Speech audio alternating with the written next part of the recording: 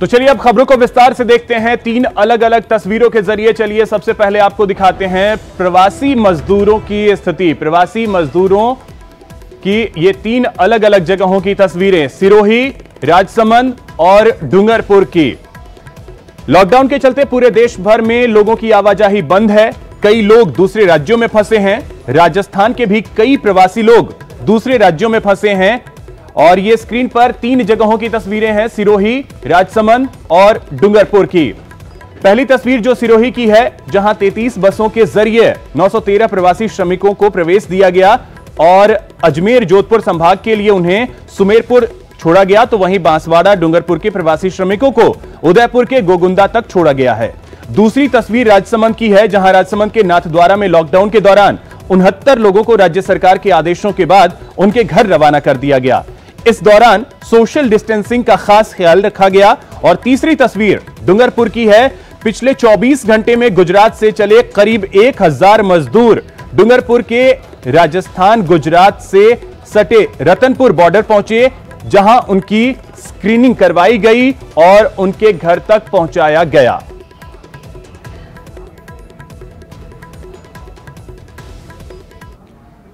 तो बात सिरोही की करते हैं। सिरोही में जो प्रवासी मजदूर हैं उन्हें लाया गया और उनके घरों तक पहुंचाया जा रहा है। तस्वीरें हम आपको दिखाते हैं। ये तस्वीरें देखिए, 33 बसों से 913 प्रवासी श्रमिकों को प्रवेश दिया गया है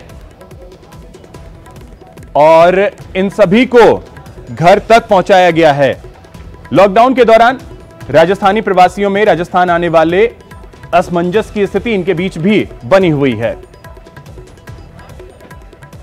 गुजरात राज्य के जो सरकारी कैंपों में प्रवासी श्रमिक फंसे हुए थे सिरोही जिले में, उनमें से 33 बसों के द्वारा 913 लोग आ चुके हैं। सिरोही में जितने लोग आने थे प्लान के अनुसार वो अब तक आ चुके हैं।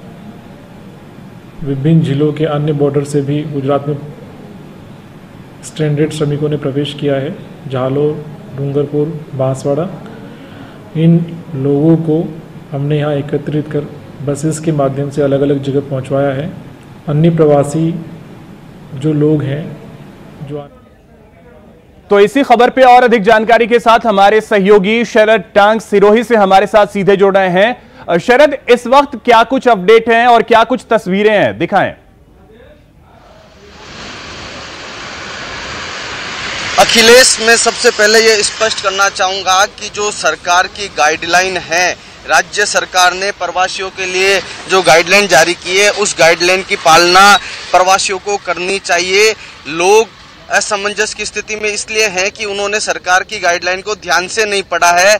केवल उन्हीं प्रवासी श्रमिकों को राजस्थान में प्रवेश दिया जा रहा है जो गुजरात के सरकारी क्वारंटाइन सेंटर में फंसे हुए हैं। मगर फिर भी लोग ई मित्र जो टोल फ्री नंबर सरकार ने आने की इच्छा जताने वाले प्रवासियों के लिए जारी किए थे, उन पर रजिस्ट्रेशन करने के मात्र से यहाँ आ गए। आप देखेंगे कि इस तरीके से यहाँ हॉटस्पॉट इलाकों से गाड़ियाँ आ चुकी है, परमिशन लेके आ चुकी है और इस परमिशन दिखाने के बाद वो राजस्थान में एंट्री करने की कोशिश कर रही है, लेकिन वो आ नहीं पा रहे क्योंकि वो हॉटस्पॉट इलाकों से कुछ गाड़ियों को परमिशन भी दी है जो जोधपुर जाना चाह रहे हैं, नागौर जाना चाह रहे हैं और अलग जगह। एक बहुत ही दिल को छूने वाली तस्वीर आपको दिखाएंगे कि एक परिवार है, ये परिवार अहमदाबाद से सुबह रवाना होके आ गया था। एक 6 महीने की बच्ची उसके साथ में है जो धूप में, इनके पास परमिशन नहीं है, इनके पास बड़ी स्थिति मतलब कि विकट है कि इन लोगों ने केवल राज्य सरकार की गाइडलाइन जो जारी की कि भाई केवल इच्छा जताने वाले लोग इस पर पंजीयन करें, उस पंजीयन के आधार पर ये आ गए। हम बात करते हैं इस परिवार से। आप कहाँ से आए हैं? सर चांदखेड़ा से। चांदखेड़ा अहमदाबाद से। हॉटस्पॉट इलाके से आए, आपको पता नहीं था कि आपको नहीं आना है? सर हॉटस्पॉट था लेकिन उसके बाद वापस अप्रूव हो गया गवर्नमेंट की तरफ से, तो हमने सोचा कि एक बार माइग्रेशन करवा देते हैं। रजिस्ट्रेशन या परमिशन ली थी क्या? हमने माइग्रेशन रजिस्ट्रेशन किया हुआ है सर। हमारे पास 6 महीने की बच्ची इनके साथ में, ये मोटरसाइकिल से आए, अब भरी धूप में यहाँ बैठे हैं। इन्हें ये जा नहीं पाएंगे क्योंकि इनको क्वारंटाइन करना पड़ेगा। ये अहमदाबाद जैसे हॉटस्पॉट इलाके से आए। आप देख सकते हैं कि कुछ गाड़ियां। जी शरद, एक चीज चाहेंगे आपसे जानना कि कितने लोगों को अभी तक एंट्री दी गई है और कितने लोग अभी हैं जो वहां फंसे हुए हैं?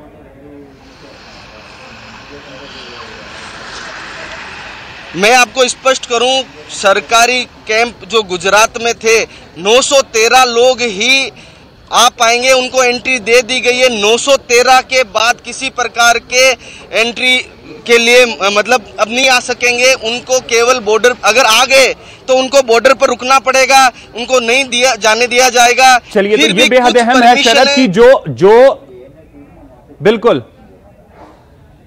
शरद, तो ये अहम है कि जो गाइडलाइंस हैं उसको फॉलो करना बेहद अहम है। चलिए, बहुत बहुत शुक्रिया शरद आपका इन तमाम जानकारियों के लिए। और अब राजसमंद की बात करते हैं। राजसमंद के नाथद्वारा में 69 लोगों को एंट्री दी गई। आपको बताएं कि उन्हें सभी को घर पहुंचाया गया। ये तस्वीरें आप देख सकते हैं। राजसमंद के नाथद्वारा में लॉकडाउन के दौरान 69 लोगों को राज्य सरकार के आदेशों के बाद उनके घर रवाना किया गया। इस दौरान सोशल डिस्टेंसिंग का खास ख्याल रखा गया। साथ ही लोगों की मेडिकल जांच के बाद ही प्रशासन की मौजूदगी में इन सभी को अलग अलग राज्यों के लिए रवाना किया गया है। इस दौरान घरों के लिए रवाना किए गए लोगों के चेहरे पर रौनक देखी गई। हालांकि इन्हें फिर से अपने घर पहुंचने के बाद क्वारंटीन किया जाएगा।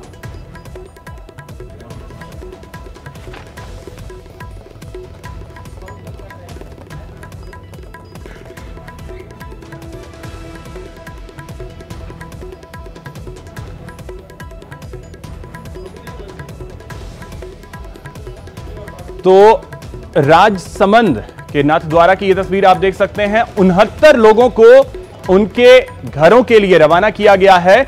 और इस दौरान जो सबसे अहम होता है कि सोशल डिस्टेंसिंग का ख्याल रखा जाए, इसका ख्याल रखा गया।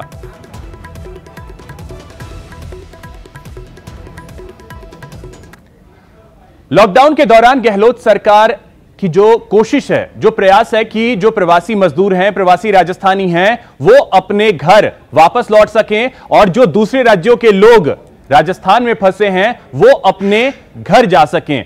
इसको लेकर के लगातार कोशिशें चल रही हैं।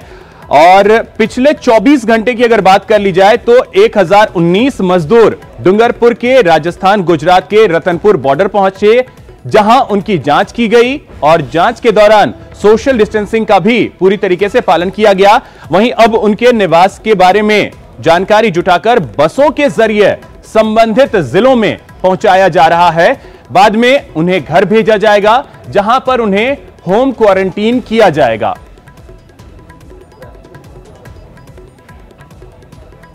और तस्वीरें जो हैं वो आप देख सकते हैं, ये डूंगरपुर की तस्वीर है, जहां पर रतनपुर बॉर्डर पर गुजरात से तकरीबन 1019 जो मजदूर हैं वो सभी पहुंचे।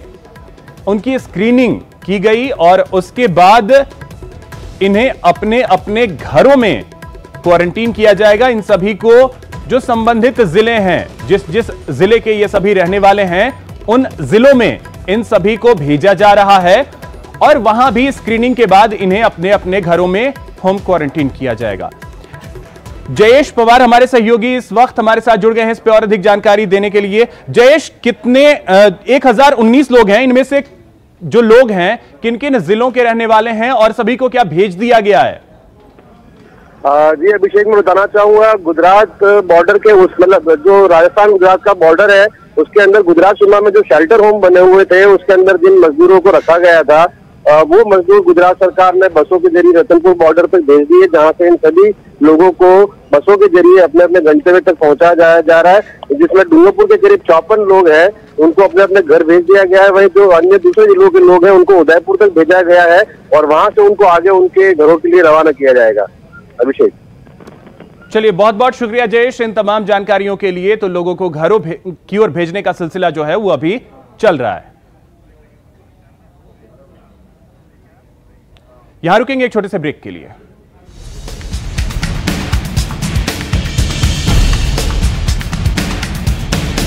ब्रेक के बाद आपका स्वागत है। तो कोरोना की बात कर रहे हैं। प्रदेश में आंकड़े जो हैं वो लगातार बढ़ते जा रहे हैं। क्या अपडेट है, क्या स्थिति है, अलग अलग जिलों की जानकारी लेते हैं हमारे सहयोगी सचिन इस वक्त जुड़ गए हैं, माफ कीजिएगा राकेश जुड़ गए हैं हमारे साथ जयपुर से, कपिल उदयपुर से हैं और सतवीर बीकानेर से हमारे साथ है। सबसे पहले राकेश आपके पास आना चाहेंगे, आपसे सबसे पहले स्थिति समझना चाहेंगे, क्या अपडेट है जयपुर के?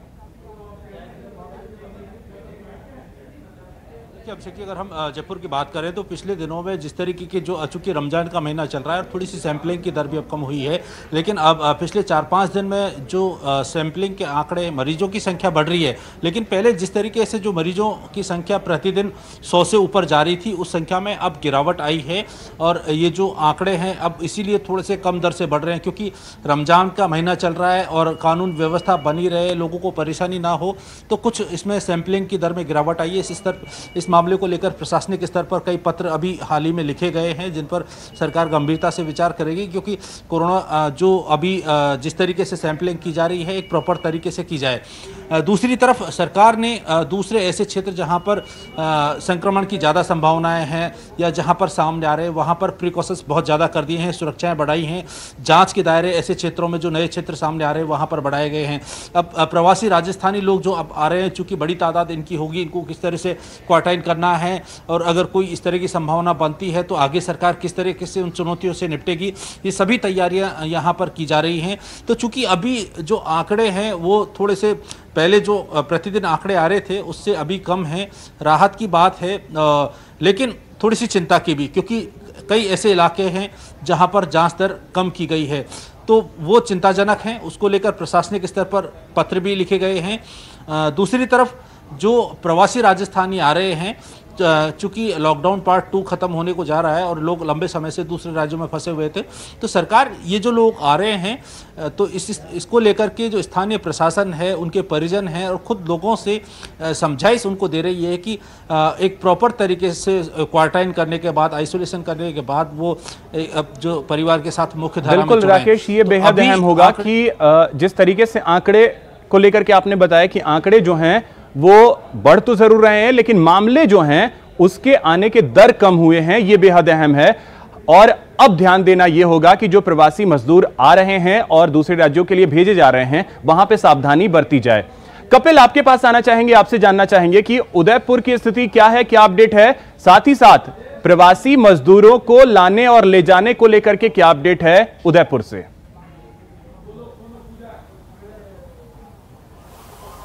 जी बिल्कुल, देखिए मैं सबसे पहले कोरोना पर अपडेट देना चाहूँगा। उदयपुर में लगातार आंकड़े बढ़ते जा रहे हैं और कल देर रात एक 45 वर्षीय महिला के संक्रमित आने के बाद में चिकित्सा महकमे में हड़कंप मच गया, क्योंकि उसकी कॉन्टैक्ट हिस्ट्री अभी तक चिकित्सा महकमा क्लियर नहीं कर पाया और गाजियाबाद इलाके में ये महिला पॉजिटिव आई। आप देखिए कि ये वही गाजियाबाद इलाका है जहाँ पर ये महिला संक्रमित सामने आई है और जैसे ही ये महिला संक्रमित आई उसके बाद में चिकित्सा महकमे की पूरी टीम यहाँ पर तैनात हो गई। तो वहीं पुलिस के आला अधिकारियों ने इस पूरे इलाके में डेरा डाल दिया, इस इलाके में कर्फ्यू लगा दिया गया है। 1 किलोमीटर के एरिया में कर्फ्यू घोषित कर दिया गया है, तो वहीं 5 किलोमीटर के एरिया तक पूरा निगरानी रखी जा रही है। आप देखिए कि मेडिकल टीमें पूरे इलाके में जुटी हुई है, नर्सिंग स्टाफ जो है वो लगातार स्क्रीनिंग में जुटा हुआ और इस पूरे इलाके में कर्फ्यू की पालना सुनिश्चित की जाए, इसके लिए यहाँ पर कुछ ही देर में आप देखिए कि रूट मार्च की तैयारी की जा रही है। पुलिस के अधिकारी यहाँ पर रूट मार्च करेंगे।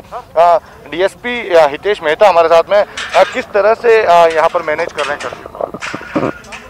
देखिए, हमने इलाके को पूरी तरह से सील कर दिया है और हम अभी सील करके किसी को आने जाने नहीं दे रहे हैं और यहाँ पर जो एम्बुलेंस वगैरह और जो डॉक्टर्स की टीम है वो आ गई है, वो अपना काम कर रही है।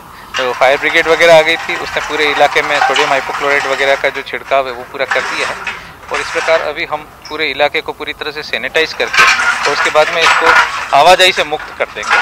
कर्फ्यू के जो नियम है इसमें पालन होंगे, इसमें लोगों को दूध और सब्जी उनके घरों तक ही पहुंचाई जाएगी, बाकी सभी कुछ बंद रहेगा। देखिए ये जो मामला उदयपुर में सामने आया है, ये सबसे ज्यादा चिंता का विषय और चिकित्सा विभाग के लिए चुनौती बिल्कुल कपिल, और चुनौती बिल्कुल है और प्रशासन और चिकित्सा विभाग भी सतर्क है, ये बात भी है। आपके पास आना चाहेंगे सतवीर, बीकानेर की अगर स्थिति आपसे अभी की समझे, क्या अपडेट है?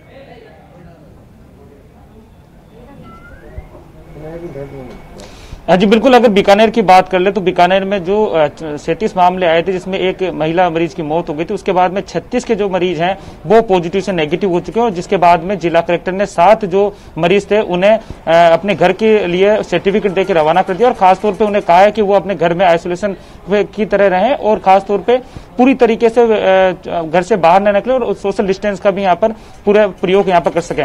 फिलहाल मैं एक बार तस्वीरें एक बार दिखाना चाहूंगा कि जो डॉक्टर हैं वो भी लगातार लगे हुए हैं। मेरा कैमरामैन धीरज जोशी बताएंगे कि किस तरीके से जो डॉक्टर हैं वो भी यहाँ पर लगातार मास्क बना रहे हैं। बड़ी संख्या में जो मास्क है वो बनाए जा रहे हैं, और ये मास्क गरीब और उन लोगों तक पहुंचाए जाते हैं जिनके पास में किसी तरह की कोई व्यवस्था न है। इसके साथ ही सैनिटाइजर की व्यवस्था भी लगातार की जा रही है। आप देख सकते हैं कि घर में बनाए हुए जो सैनिटाइजर है लोग इनको ये पहुंच रहे हैं, और खासतौर पे उन लोगों तक इनको पहुंचाया जा रहा है जिनकी इनको बहुत जरूरत आवश्यकता है। फिलहाल अगर बीकानेर की स्थिति की बात करें तो बीकानेर में जिस तरीके से पॉजिटिव के जो मामले आए थे वो अब नेगेटिव हो चुके हैं, तो एक राहत की खबर बीकानेर के लिए यहाँ पर देखने को मिल रही है, और खासतौर पर पुलिस प्रशासन भी पूरी तरीके से जुटा हुआ है और हर चप्पे चप्पे पे निगरानी यहाँ पर की जा रही है। डॉक्टर प्रीति जी हमारे साथ है। प्रीति जी, किस तरह की आप कितने मास्क बना रहे हैं और किस तरह से व्यवस्था कर रहे हैं ताकि लोगों तक फायदा पहुंचे? हाँ, नमस्कार।